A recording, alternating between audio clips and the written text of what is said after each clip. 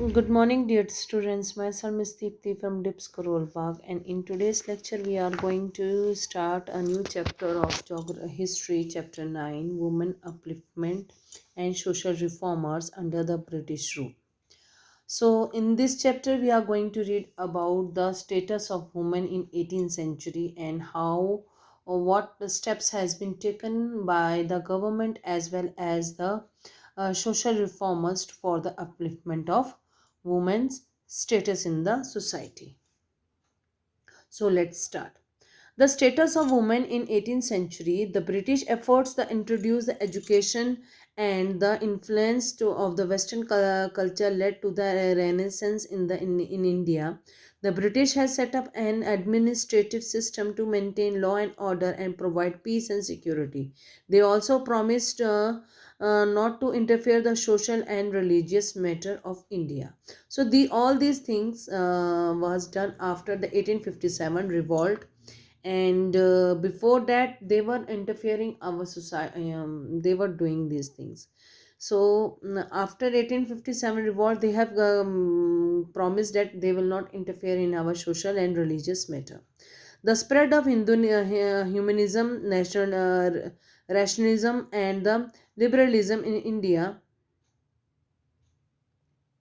also made the British change their attitude toward India. These new ideas made the British as well as Indians reformer to take step forward reforming society. The educated Indians who were influenced by the Western thoughts start realizing the reasons for the backwardness of society. They started prevailing perching or to the people against the prevailing of social evils and so superstitions. So slow and steady, the effect of education was there. We can see here that the person, the educated Indians, they come to know, they have read the in English literature, and they have gone through. They come to know that what is the reason behind our backwardness. That is, so they tried their best to overcome these social evils. The society in 19th century was in the grip of social evils such as the caste system, the practice of sati and parda and polygamy, female infanticide, child marriage, restrictions on widow remarriage, and illiteracy. So here in this paragraph, we have come to know what was which type of social evils were there. Especially the was there this practice of sati pratha. Sati pratha is a system in which woman is burnt to with the dead body of his dead husband. So that person lady without her permission. It's whether her wish is there or not. The family members give burn her. That was known as that system was known as sati pratha. Parda pratha means keeping the woman under the behind the pardas, or behind the doors. Polygamy means more than one marriage. More than one marriage is polygamy. And female infanticide means killing of girl babies or girl child. Children remarriage at the age of just 7 to 8 years old, boy and girl got married, that is child marriage. And the illiteracy, a very good, a very big reason behind all this um, social evil is the illiteracy among the people. In the second half of the 19th century, the British administrators and Indian reformers take Raja Ram Mohan Roy, like Raja Ram Mohan Roy, Ishwachand Vidyasagar, Mahadev Govind, Rana De Dayanand Saraswati, and made efforts to eradicate the social evils and ills and evils.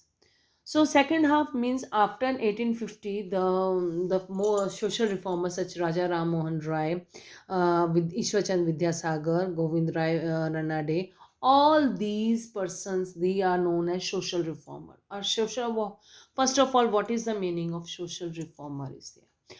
Social reformer means a person who tries to change the society is known as social reformer. reform means make a change. So social means in society. So society, social reformer is a person who try to change the society, is known as social reformer.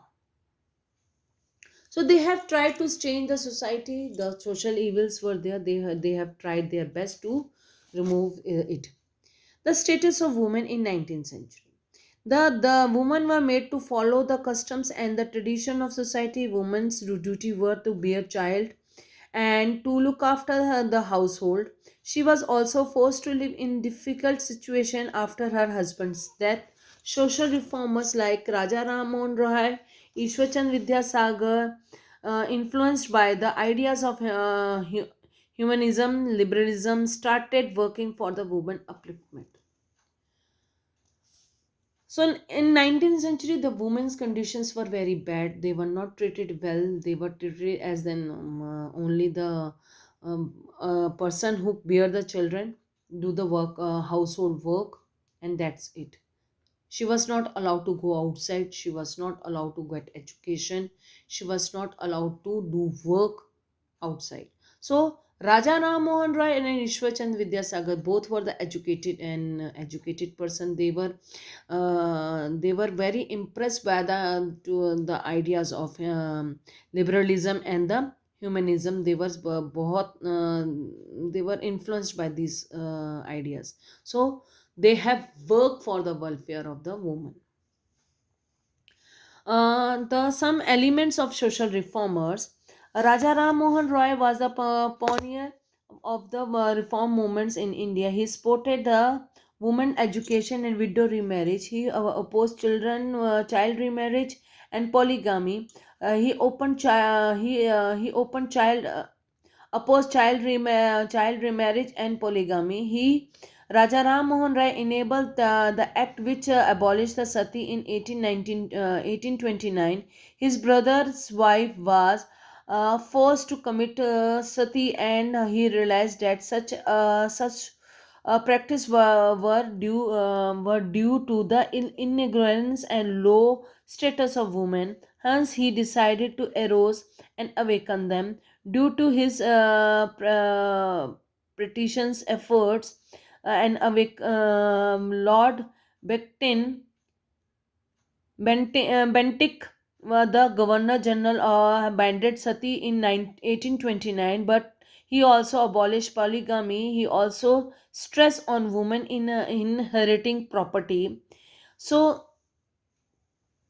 Rajaram, these are the work done by the Rajaram Mohan Roy. Rajaram Mohan Roy was very much influenced by the one incident in his happened in his family, that his sister-in-law was forced to get sati with his brother's dead bodies. This in affect him a lot, and he thoughts about it, and he works according to afterwards for the women upliftment. He started college, that is known, and also Arya Samaj, are not Arya Samaj, that so all these things they have started for the women upliftment. He has started some school and colleges also for give trainings to the girls, women to get work, do some work and get some money.